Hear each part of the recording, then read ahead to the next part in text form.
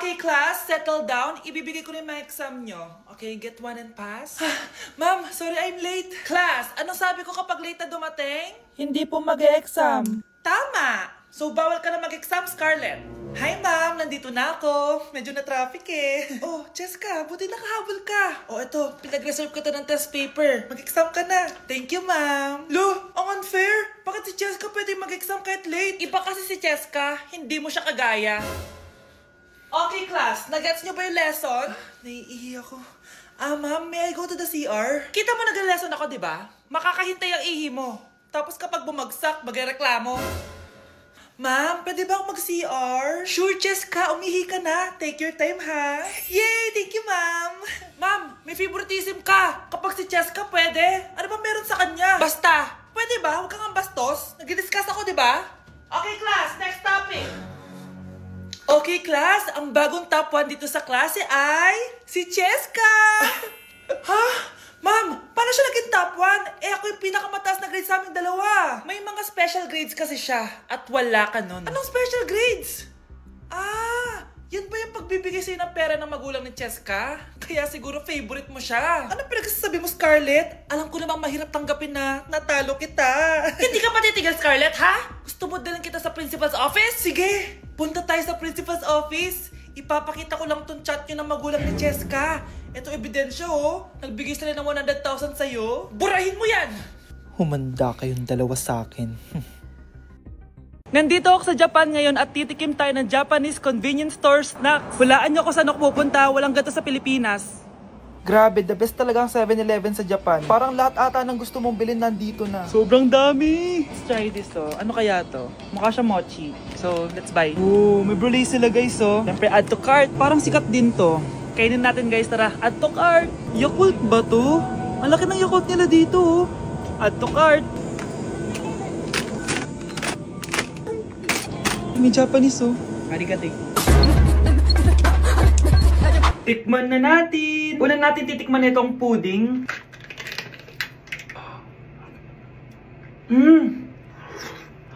Lasa siyang lotion.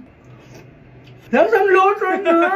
I'll give it 6 out of 10. Next, chips na lasang spinach pizza. Parang maanghang siya. Kalasa nga, guys. Sarap. 7 out of 10 to. Yung kamay. Sa mga drinks naman, so first, ito. Alam niyo yung sa Kmart, yung banana na lalagay ko dyan. Ganun yung lasa niya, pero hindi masyadong matamis. So, 7 out of 10. Favorite. Next, ito guys, super cute na ito, kaya kinuha ko. So, parang siyang mochi. Pero di ko alam kung ito. Wala kasi siyang English subtitle. Ang cute niya! Tapos amoy sabon.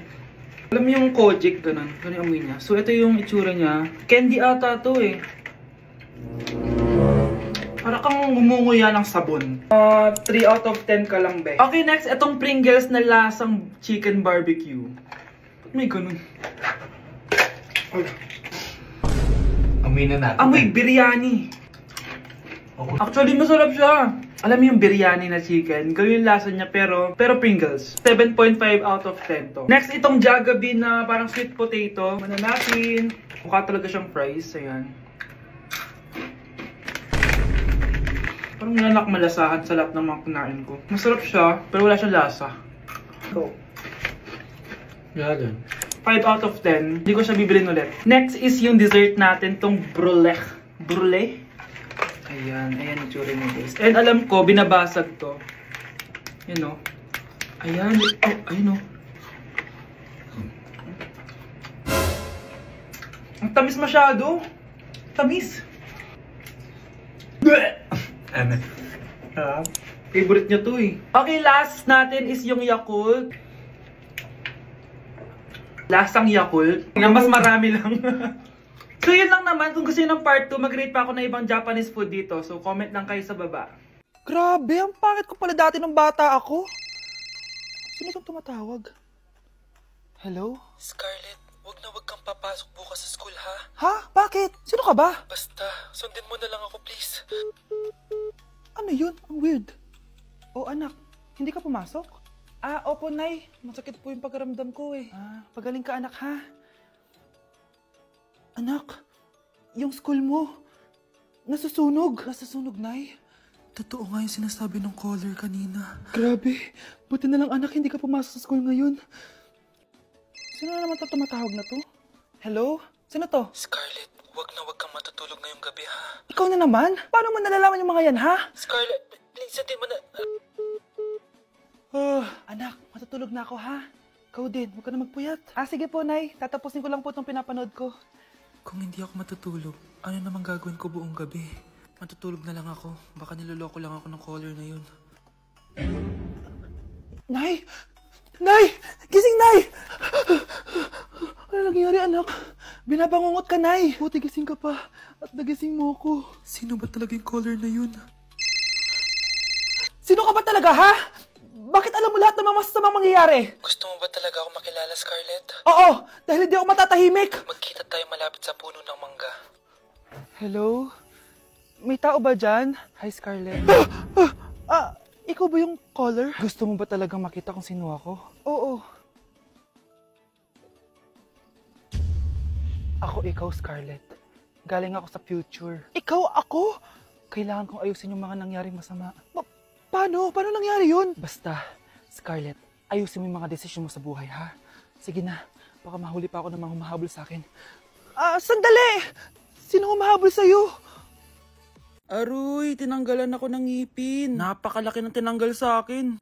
Hello guys, kung napapansin nyo, naka-brace na naman ako. Ilang araw din ako di makakain na maayos dahil sobrang sakit niya guys. So bakit nga ba ako nagpa-brace ulit? Fun fact lang guys, 6 years na ako naka-brace before. Pero di pa rin na-address yung issue sa ngipin ko. Kung makikita nyo sa picture guys, medyo palabas or flared yung ngipin ko. Kaya naman nag-decide na ako na magpa-brace ulit. Sabi din ng dentist ko, kailangan daw tanggalin yung 4 na premolars ko para daw pumasok yung mga ngipin ko. Kaya ngayong araw, tatanggalin yung mga premolars ko. Bago pala ako pumunta ng dentist, kumain na muna ako kasi alam ko di ako makakain mamaya. Buti na lang talaga masarap ang ulam at nakakain talaga ako na madami. Medyo kinakabahan nga ako kasi ngayon na lang ulit ako mabubunutan ng ngipin. Yung last bunot ko ata nung bata pa ako. Dahil tulog pa si Honey Bunch, di ko na siya gigisingin. Ako na lang mag-isa pupunta sa dentist. Good luck na lang talaga sa akin mamaya. So ayan, kinakausap na ako ni Doc. Sabi niya wala daw ako mararamdaman na sakit kasi may anesthesia naman daw na ilalagay. Ito pala yung x-ray ng mga ngipin ko. So yung may black dot dyan, yun yung mga tatanggalin. Kung makikita nyo din, impacted din yung wisdom tooth ko. So ipapatanggal ko din yan soon. Ito na guys, last look na buo ang ngipin ko. Kasi mamaya bungal na ako. Ayan guys, nilalagay na ni Doc yung naming cream para kapag in-inject na ako ng anesthesia, wala na ako maramdaman. Dito sa part na to, di ko na ma-feel yung bunganga ko. At thank you Lord talaga, hindi siya masakit. Parang hinihila lang yung ngipin mo ganun. Charan! Tapos na, medyo nahirapan si Doc ha. Paano di mahihirapan? Sobrang laki ng kinukuha. Rate ko yung pain niya, siguro 3 out of 10 lang. Pero alam ko mamaya pa to sasakit pag wala na yung anesthesia. Sabi ko din kay Doc kung pwede ko bang itago yung ngipin ko, ilalagay ko lang sa ilalim ng unan. Eto na guys, ang itsura ng ngipin ko ngayon, bungal ira na. Dalawa lang pala muna binunot ni Doc kasi next week daw yung dalawa pa. So yun lang naman guys, bye!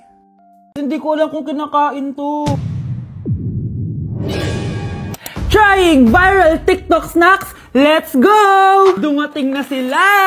Lahat ng mga papakita ko dito, hindi sponsored. Baka naman. Ang una natin titikman ay may 1.3 million sold sa TikTok shop. Wow, grabe! Buksan na natin. Ang laki pala niya. Parang mukha ko na to.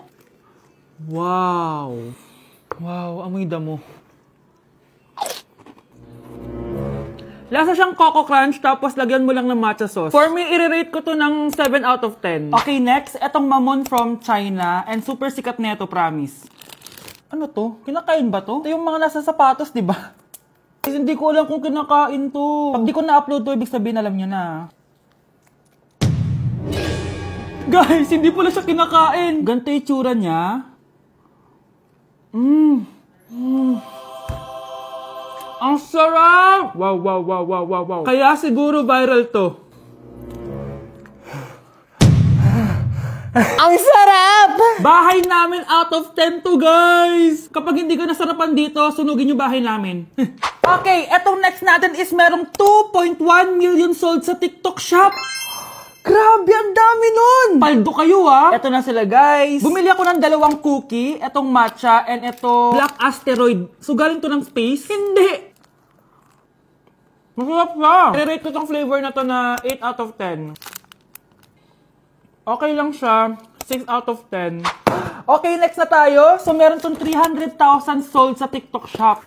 Tikman natin kung lasa ba talaga siyang chicharon. So ganito yung tsura niya. Mukha siyang chicken skin. Parang mas masarap to kapag may suka. Honey Bunch! Tikman mo na. I-rate ko to ng 9 out of 10. Etong next natin, palagi ko to nakikita sa FYP ko. Kaya itry na natin. Charan! Amoy gatas niyong powder. Ganito yung tsura niya. Parang may naglalaban sa loob ng bibig ko. Pero di kanya pinaglaban. Pero di ko kaya! Masarap siya and i-rate ko siya ng 9 out of 10. Okay, last natin natitikman itong fruit and vegetable na chips. May ganun pala. So ito yung laman niya. Assorted siya, guys. Una natin titikman ito. Di ko alam kung ano to. Mukha siyang tubo. Feel ko nalunok ko na yung mga braces ko. Okay lang yung nauna ko natikman. Ito parang sweet potato. Parang magkakalasa lang silang lahat.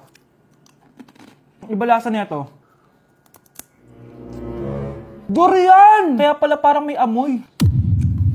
I-rate ko to ng 5 out of 10. Hindi ko siya masyado nagustuhan, pero malay nyo kayo magustuhan nyo, di ba? In fairness matibay yung braces ko. Kung meron pa kayong gustong ipatikim sa akin, i-comment nyo lang dyan. Yun lang naman, guys. Bye! Ano kaya pwede makain?